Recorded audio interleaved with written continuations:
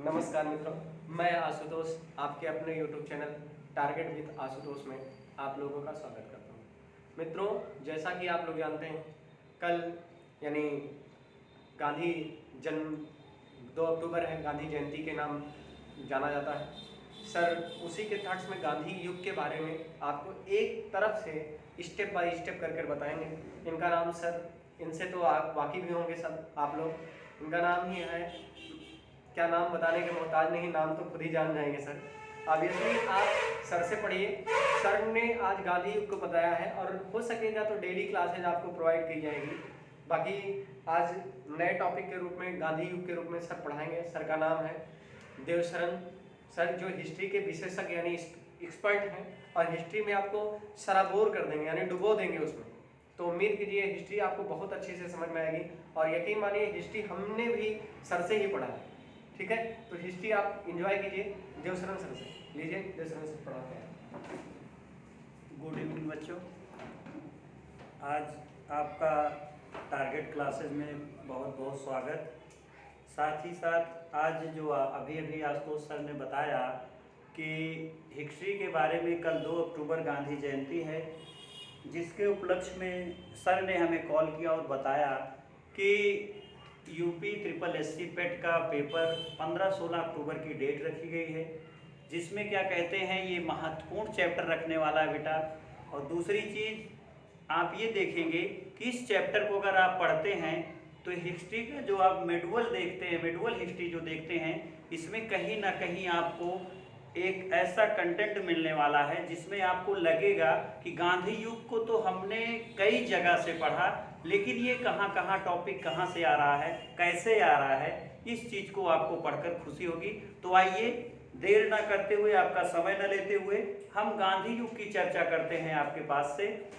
और गांधी युग में आप देखेंगे कि किस तरह से गांधी जी ने अपने विचारों से, अपने कार्यों से उन्होंने इस भारत को स्वतंत्रता दिलाने में अथक प्रयास किया, जिसमें अंग्रेजों की जड़ें पूरे भारत में इस कदर फैल गई थी कि मानो लग रहा था कि हमें आज़ादी कब मिलेगी कब मिलेगी कब मिलेगी। लेकिन कोई ना कोई तो मसीहा आएगा और उस मसीहा के रूप में गांधी जी अवतरित होते हैं और पूरी की पूरी बागडोर अपने हाथों में लेकर के भारत की स्वतंत्रता के लिए वो आगे चल पड़ते हैं, जिसमें कई बार उनको जेल जाना पड़ता है, कई कठिनाइयों से, कई पीड़ा से उनको गुजरना पड़ता है, लेकिन फिर भी वो अपने हिम्मत और धैर्य को नहीं हारते। और एक दिन ऐसा आता है जब भारत 15 अगस्त 1947 को स्वतंत्र होता है।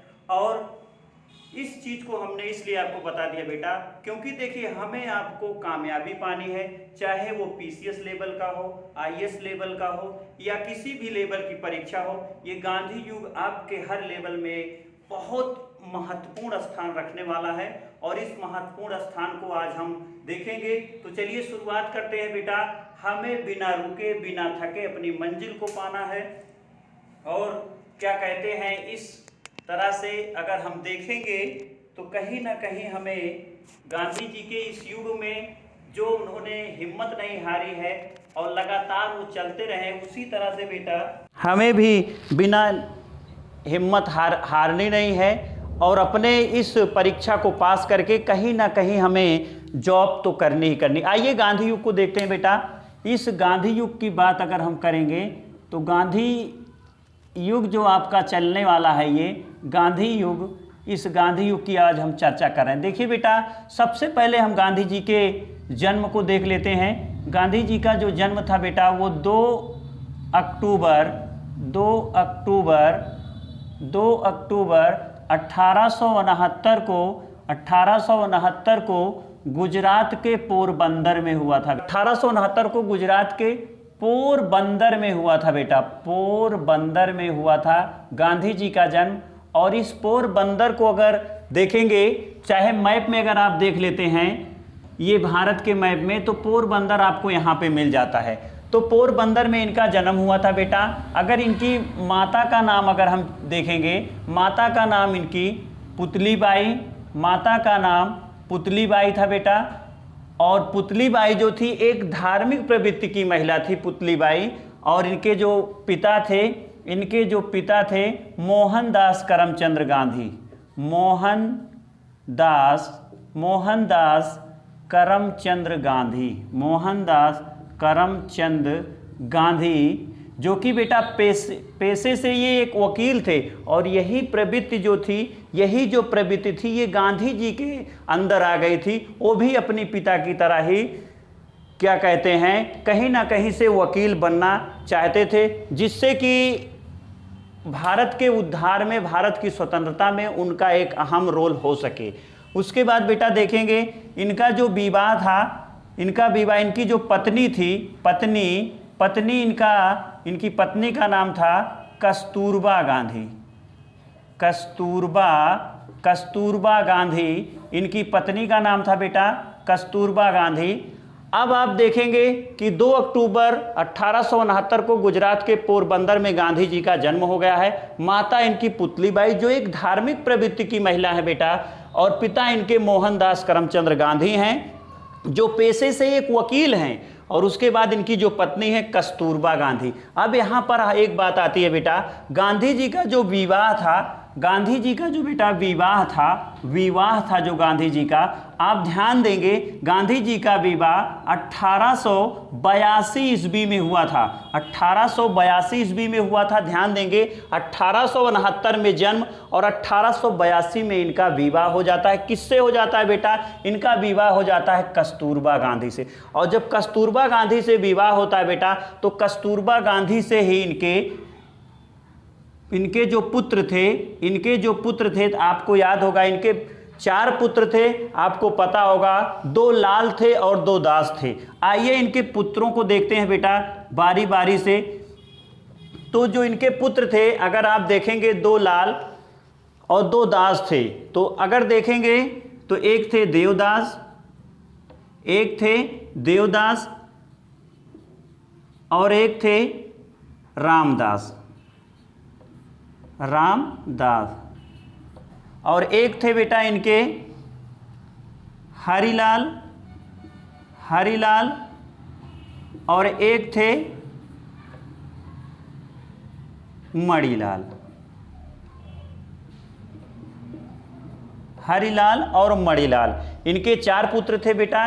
एक चीज यहां ध्यान देंगे, जो इनका गांधी जी अपने इन 4 पुत्रों के अलावा एक लोगों को, इन 4 पुत्रों से भी ज़्यादा उनको वो मानते थे।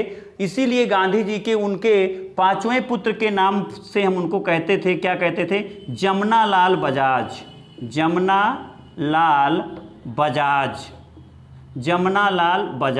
कहा जाता है बेटा। ये पेशे से एक बहुत बड़े व्यवसायी थे, जिन्होंने गांधी जी की काफ़ी मदद की थी। इसीलिए गांधी जी कहा जाता है इनको, क्या कहते हैं, अपने इन 4 पुत्रों से भी बढ़कर मानते थे जमनालाल बजाज जी को। इनके 4 पुत्र का नाम ये है। उसके बाद देखते हैं बेटा, हम देखते हैं ही 1883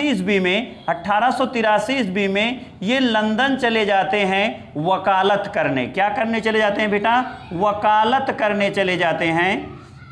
और वकालत को पढ़ने के बाद में जब ये भारत लौट कर आते हैं, तो कहा जाता है कि भारत के एक प्रसिद्ध व्यवसायी थे, जो दक्षिण अफ्रीका में अपना व्यवसाय बढ़ा रहे थे, जिनका कहा जा सकता है दादा अब्दुल्ला नाम था। वो दादा अब्दुल्ला जो थे, वो दक्षिण अफ्रीका में अपने व्यवसाय को बढ़ा रहे थे, लेकिन दक्षिण अफ्रीका में नस्ल रंग भेद का जो ऐसा जमघंट बन गया था, जिसके चलते अंग्रेजों ने नस्ल को, कहा जाता गोरे और काले में एक ऐसा विध्वंस लड़ाई चल रही थी, जिससे भारतीयों को और कहा जा सकता अफ्रीका के जो काले लोग थे, उनको कहीं ना कहीं से घृणा की दृष्टि से देखा जाता था। और जो क्या कहते हैं व्यवसाय था दादा अब्दुल्ला का, उस व्यवसाय को कहा जाता है काफ़ी नुकसान हो रहा था। इसीलिए उस व्यवसाय को बचाने के लिए तथा अनेक भारतीय जो भारत से दक्षिण अफ्रीका गए थे,